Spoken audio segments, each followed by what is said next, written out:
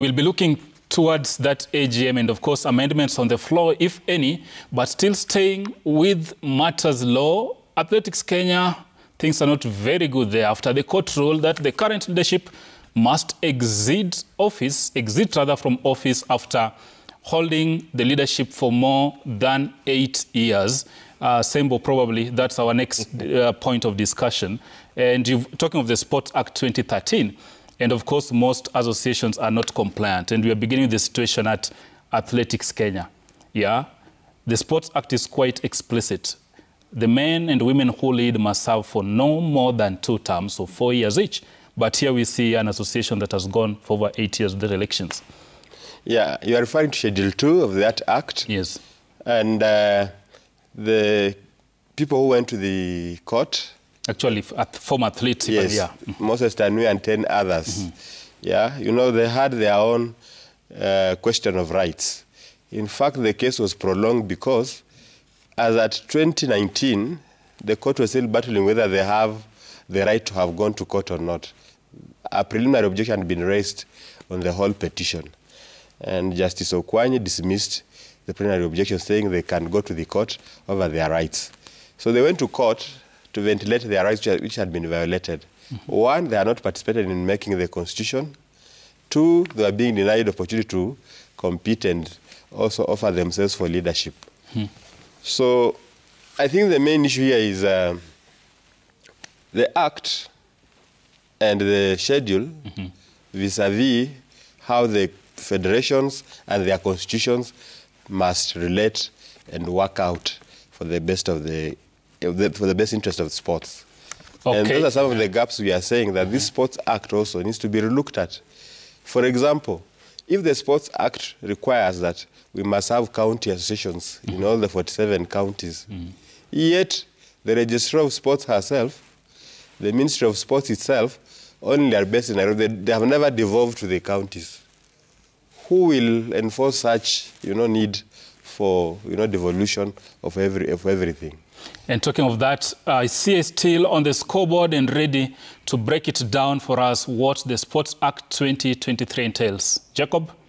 Right, and just before we went to the other side of the set, we were talking about the votes here, the 94 votes. What we have not told you is that the stronghold for the candidates is the 47 from the counties. Not very well-known men and women in those counties, but of course the stronghold for the candidates who will be seeking the votes. Now, as rightly put by the gentleman on their side, it's true that the Constitution establishes the office of the sports registrar, and with very clear mandate on how that office is supposed to run sports in this country. One is that the office of the registrar is supposed to regulate, how the sports organizations are supposed to be working.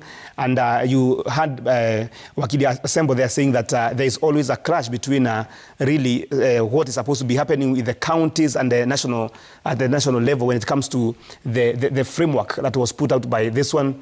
Responsible for the matters relating to licensing of professional sports and professional sports persons in accordance with the provisions of this Act. You see, registering some of these clubs. We have had so many cases at the Sports Disputes Court because of some of the gaps emanating from the previous arrangement and the current one. The registrar shall issue licenses for these ones, of course, like I've said, and regulate how they work. Very interesting, and Asebo maybe will be telling us why we have so many cases at the SDT from almost many clubs, many federations. They cannot agree with some of the provisions that are in the Act.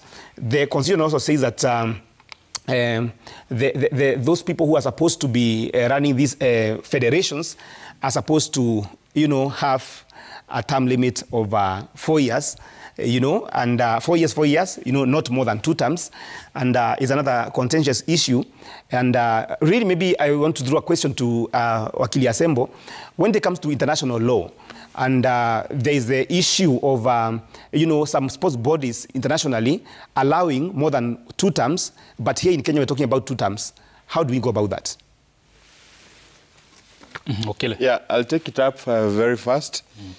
Yeah, when we draft laws and legislation or other provisions that are to cater for our local interest, we should never forget that we're in the global space, and we need also to match up with the global trends.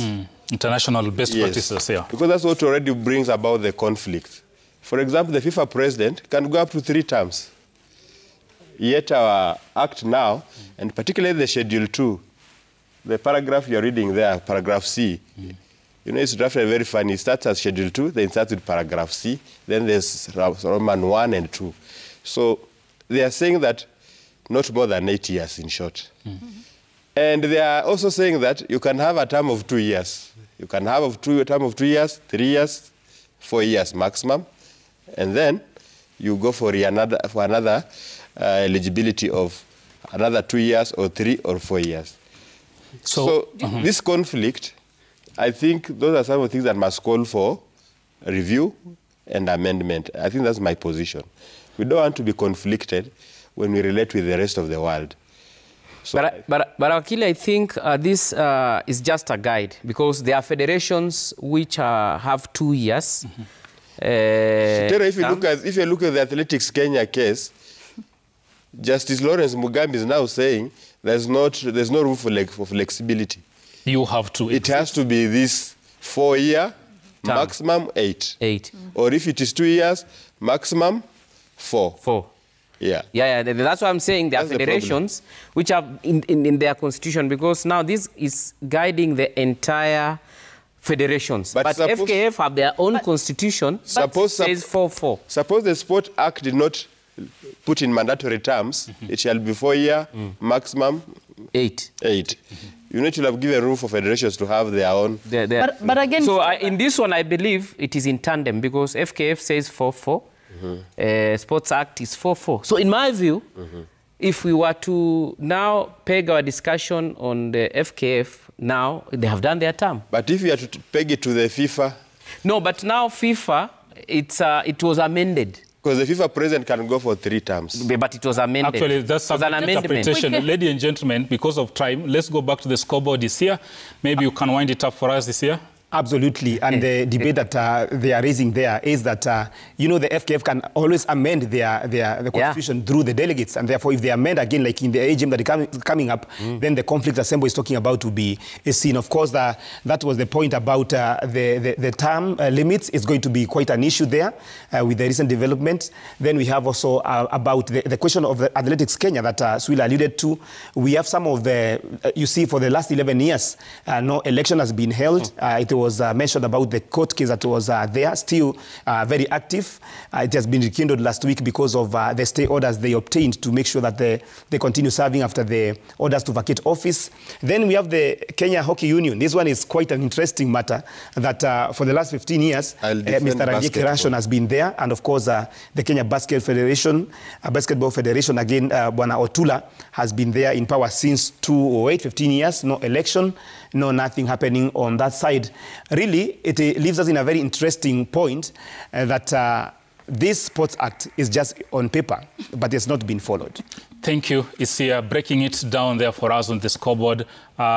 Maybe in just 30 seconds before we change topic, your reaction to Hockey Union and the Basketball Federation. I represent basketball a lot in most of their cases.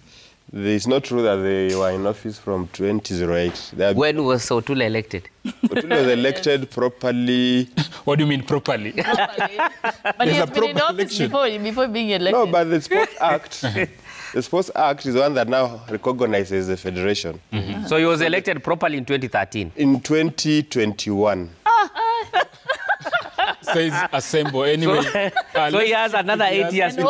Because basketball was registered in 2018, and he was not the one who was Actually, there. we'll have a whole time to discuss this, and of course, with the FKF elections coming up. But let's shift gears to the local league. Gor Mahia suffered a setback, losing 1-0 to Bandari in Mombasa, while AFC Leopards' good run this time also came to an end after suffering a defeat to Tusker.